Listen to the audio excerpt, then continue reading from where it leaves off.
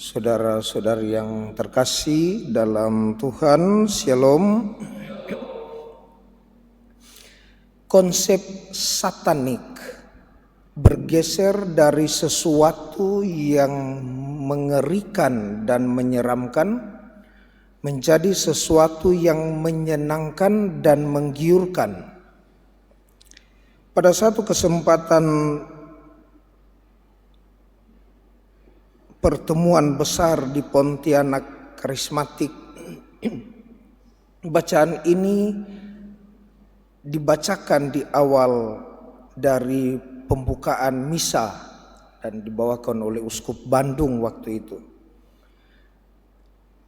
Dan memang agak mengejutkan, tetapi juga sangat membawa kami, terutama saya, dalam perenungan tentang dua hal yang besar yang diangkat waktu itu. Pertama, bahwa ternyata roh jahat itu juga ada di rumah ibadat.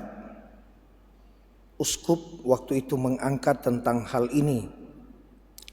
Yang kedua, bahwa roh jahat itu juga mengenal yang kudus. Dan kalau tidak salah dalam uraian itu, dalam khotbah, dalam perenungan Monsinyur waktu itu adalah biasanya ketika orang ditegur lalu ada yang bilang, apa kau punya urusan? Itu biasanya dari roh jahat.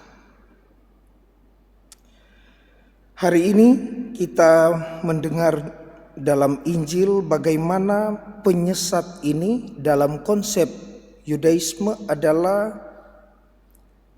teridentifikasi dalam diri orang-orang lemah, orang miskin, orang termarginalkan, orang sakit yang memang dikucilkan dan diasingkan dari kelompok masyarakat pada umumnya.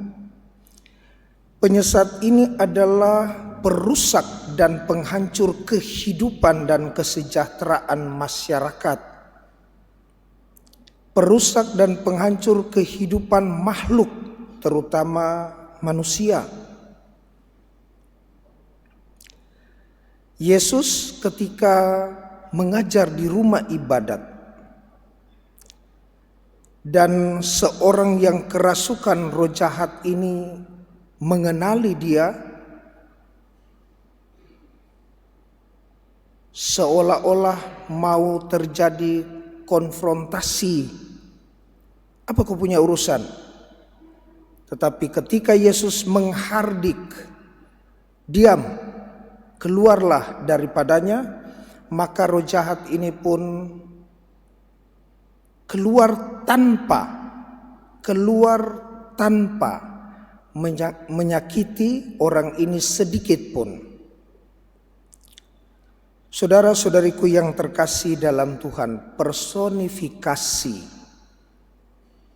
personifikasi dari roh jahat, dari setan, dari iblis, dari hal-hal yang kita sebut dalam bahasa dan budaya kita masing-masing, pada akhirnya mewujud untuk hal-hal yang menarik dan menggiurkan. Dulu menyeramkan, dulu menakutkan, dulu mengerikan. Pada zaman sekarang, no, tidak lagi. Tetapi dengan begitu halus, personifikasi itu berubah. Dulu orang bisa kerasukan dan menakutkan sekali. Sekarang tidak. Personifikasinya begitu halus, berkembang sesuai zaman. Sesuatu yang menyenangkan dan menggiurkan. Semoga kita dengan memohon bantuan rahmat Allah mampu untuk membedakan mana kesenangan dan mana kebahagiaan. Mana kenikmatan dan mana sukacita.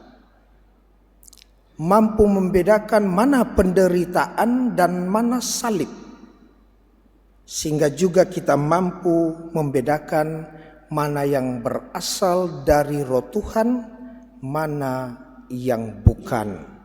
Semoga demikian.